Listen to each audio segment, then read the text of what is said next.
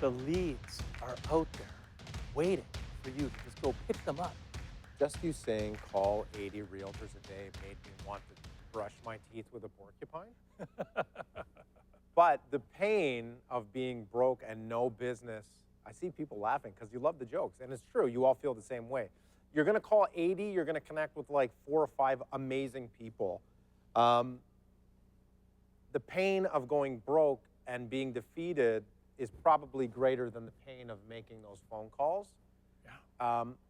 I've done that. At the beginning of my career, this was back when the realtor board still kind of had a quasi-public sheet, and I was just dialing for dollars. I had an Excel spreadsheet. I know that makes you excited for me to say. I had an Excel spreadsheet. I put all their names on. I called. 19 out of 20 of those calls, F you, I got a guy, stop wasting my time. Okay, wait a minute. Is that real? Yes. No. 19 out of 20 told you 17 and a half, because one of them was really short. Or is it possible your memory's skewed slightly? No, it is not. I think. Wow, your Ontario realtors are hardcore. It's a very famous mortgage broker in Toronto once said to me, "You're in the meat grinder of the mortgage business. It's tough." Okay. The point I'm trying to make is, and I actually made this note previous on one of your other slides, and this is actually good to cue me back up. I spoke to a realtor once that door knocked. He said most realtors aren't going to want to door knock, or mortgage brokers or agents aren't going to want to cold call. And he said, instead of viewing it as you're not getting that deal and you're not getting that $5,000 commission because you're constantly getting hung up on, every time he would door knock and somebody would slam the door in his face, he pictured $20 or $50 flying out of the door. And as soon as he said that, it really changed the dynamic of my thought process. You're going to get no's, right? You said that before. You're going to get no's. View those phone calls, view those realtor calls, view those cold calls to financial planners, to chartered accountants. Every time somebody says no, that's $20, that's $50, that's $100, that's $1,000, that's $2,000. Boom, you got a deal.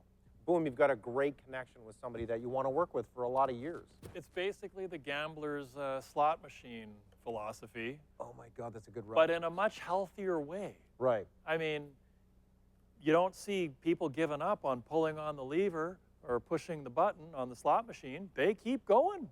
Nothing's coming. Nothing's coming. They keep going. Yeah. So why are our brains wired to allow us, to go, I'll date myself if I say one-armed bandit, but, to go pull on the slot machine lever all day long because it might pay off eventually, but, no, like to make 10 calls in a row that don't go anywhere, I'm out. It's because it's the personal rejection. Right, it's not getting the date to the prom, as we keep referencing. I guess instead of cherries coming up, if it came up and it was like, you suck. You suck, bro. You suck. Yeah, like it's that rejection. It's then human you element. might not gamble as much. Right. So view those hangups as you're just one step closer to that opportunity. I mean, even just hearing you go through all this content, I've heard a lot of Dustin stuff in the past, and it's not reassuring. What's the word I'm looking for? Reinforcing. It's just reinforcing, repaving that road of what you need to do. Whether that's 13 years in the business this week, next week, in a couple of days actually, or brand new. You just got to keep going through the motions. Well, and one of the things we've tried to do this year, and that's why there's like a whole cluster of paper on the desk in front of me here, is tried to give you more. I know they're very basic in a lot of cases, like super basic PDF worksheets, super basic Excel sheets, but I've realized that it's that extra step to try and just make it that much easier for you to actually do the thing. Because it's easy to say, hey, you should write down the 10 names of the people you're going to call tomorrow. I can say that, and I guess what I'm really trying to do this year more than ever is sort of go that extra step and say, here's a sheet. You can actually, it's a fillable PDF. You can type it and hit print, and there it is. So you don't even need to create the sheet, which right. I realize is sort of another roadblock. Yeah. Everything we need to do before the actual. And we get in our own heads. We want to put our logo on there, and the font size is perfect, and the next thing you know, it's 5 o'clock.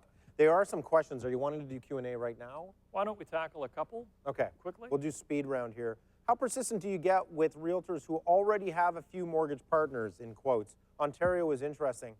I mean, you can take two paths here. You could continue to call until they give you a restraining order, or you could just put it forward for 30 days, 60 days, 180 days. I mean, don't give up unless they're rude to you, because if they're rude to you, it's probably a telling tale, right? I think it was Oprah who said, Maya Angelou said that, you know, pay attention to how people treat you, going back to the health food store and the hotel.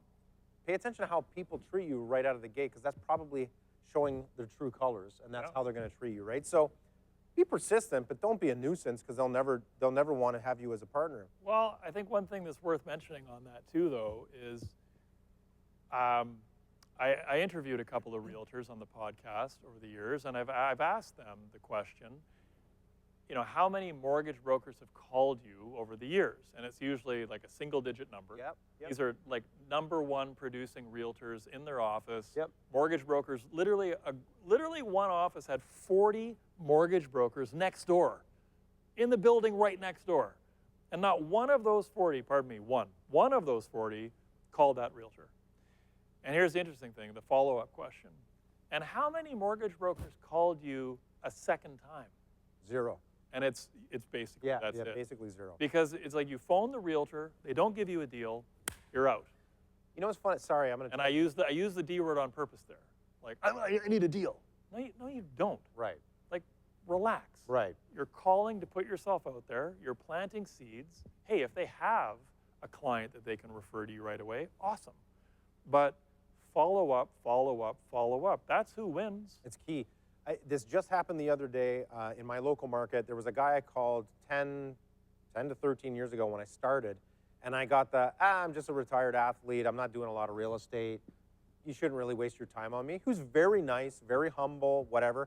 He's still in the business winning awards. I gave up on him because of what he told me. I shouldn't have given up on him, right? So be persistent. It's never too late, Rob. I'm going to call him. I probably won't, but call him I'm going to tell you I'm going to call him. You got to call him on the next break. When I'm eating pizza, for sure.